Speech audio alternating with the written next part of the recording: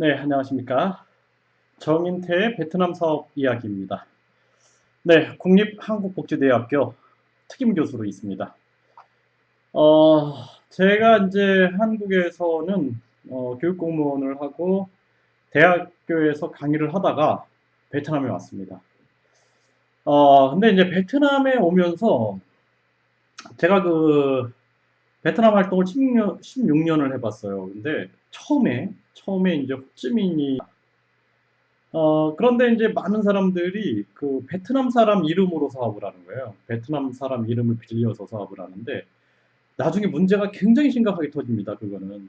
그래서 뭐 예를 들어서 카드 결제를 했는데 그게 그 사람한테 들어가는 거예요. 그 사람한테 늘 받으러 가야 되는 거예요. 그 명의자한테.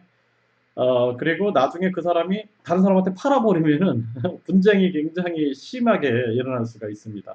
그래서 지금도 많은 사람들이 베트남 사람 이름으로 이렇게 사업을 하는 경우가 있어요. 근데 그거는 저는 위험한 거다. 굉장히 위험한 거다. 이렇게 말씀을 드리고 싶습니다.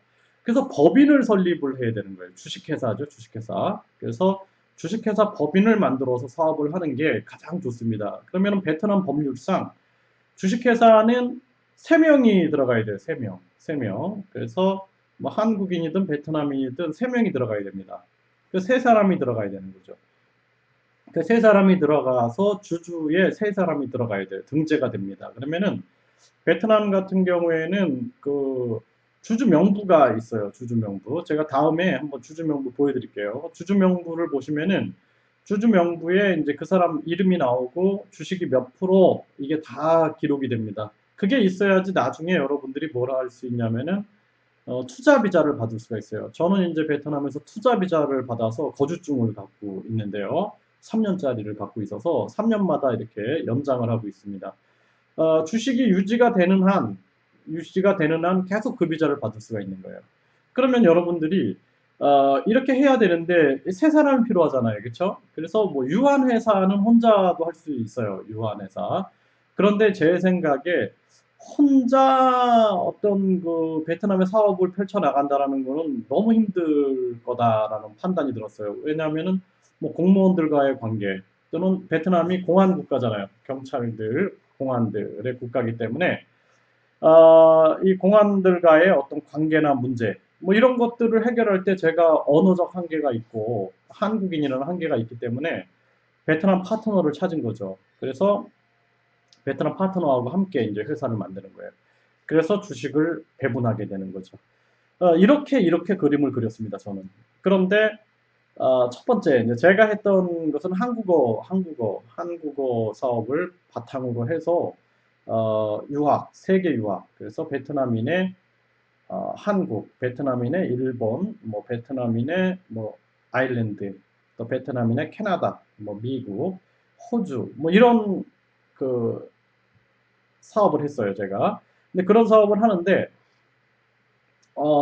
이제 처음부터 이제 그 베트남 사장의 배신이 시작되기 시작했습니다. 잘 모르잖아요, 저는. 베트남어를 모르니까 처음에는 주주가 4명이 있었어요. 근데 베트남 사람 3명, 저 1명입니다. 그리고 이사회가 구성이 됩니다. 이사회가 구성이 되면은 이사회는 제가 회장을 맡았어요. 이사회 회장을 맡고 그 중에 베트남 사람이 사장을 맡은 거예요. 사장. 잠덕이라고 얘기하죠. 그 회장은 주띡, 그래 주띡 호이동 관치 하면은 이사회 회장이 됩니다. 저는 이사회 회장을 맡고 이 사람은 이제 사장을 맡았는데 베트남 임원들이 저만 빼고 회의를 하더라고요. 그러면서 이제 그 학생들이 어떤 그 유학을 간다 그러면은 뭐 번역도 해야 되고 공증도 해야 되고 번역 공증 또는 기숙사에서 생활을 하면서 학생들이 준비를 해요. 번역 공증 서류들 이런 것들을 쭉 준비를 하는 그러한 수수료들이 있는데 이런 것들을 다 빼돌렸어요. 그래서 이제 제가 그걸 알고 나서 문제를 제기하니까 저한테 나가라고 정말 그 잘해줬어요. 그래서 그 사람은 이제 한국의 노동자 근로자로 왔는데 3년 동안 제가 정말 가족처럼 지냈습니다. 저희 집에 데리고 와서 재우기도 하고 같이 시간만 되면은 같이 만나서 활동도 하고 식사도 하고 뭐 맥주도 마시고 뭐 이러면서 3년 동안 공을 들였어요. 왜냐하면 베트남에 제가 어떤 계획이 있었기 때문에 근데 그렇게 제가 쫓겨나는 사태를 맞이했습니다. 이게 제 첫 번째 그 베트남 사장의 배신이었어요. 근데 이제 그때 제가 얼마나 황당했냐면은 그렇게 나서 저는 갈 데가 없더라고요. 호텔에 있으면서 와 이거 진짜 뭐 가족들한테 다 인사하고 처갓댁에 다 인사하고 이렇게 왔는데 한국으로 돌아갈 수도 없고 이거 큰일 났구나. 이거 어떻게 해야 되지?'라는 생각이 끊임없이 이제 저를 괴롭히기 시작했어요. 근데 그 당시가 이제 설날 전인데 설날 전에 베트남엔 사람들이 한 명도 없습니다. 설날에 다 고향으로 내려가 버리는데 그 호텔에서 혼자 있으면서 와 그때 그 시간이 호텔에서 제가 아마 그 당시에 한 15일 정도 있었을 겁니다. 15일 정도 있었는데 너무 힘들었어요 진짜. 뭐 앞이 안 보이는 거예요. 그래서 '아 이거 다시 어떻게 해야 되나, 다시 어떻게 해야 되나.' 해서 한 게 인제 학원들을 찾아다니면서 취업을 했습니다. 취업.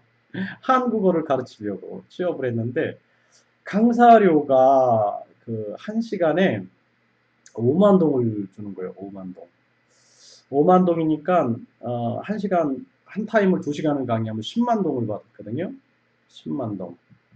10만 동이니까 4시간을 강의하면 이제 20만 동을 받는 거예요. 20만 동. 20만 동이면은 아 택시비가 10만 동 왔다 갔다 하니까 20만 동 끝나는 거예요. 택시비가 굉장히 비싸요, 베트남이.